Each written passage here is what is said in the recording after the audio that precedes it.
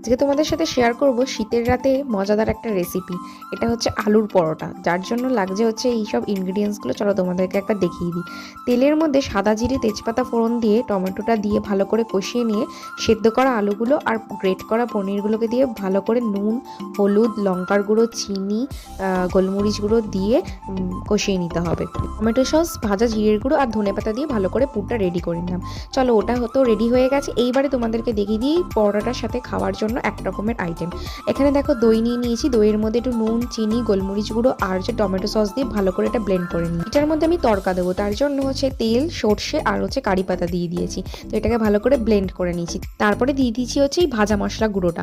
শীতকালে রাতের বেলা এইরকম নানা রকমের পরোটা খেতে কিন্তু বেশ ভালোই মজা লাগে। দেরি না করে চ্যানেলটাকে কিন্তু সাবস্ক্রাইব করে দিও, তাহলে আরও নতুন নতুন রেসিপি তোমরা দেখতে পাবে আমার চ্যানেলে। যদি ভিডিওটা ভালো লাগে একটা লাইক করে দিও। টাটা।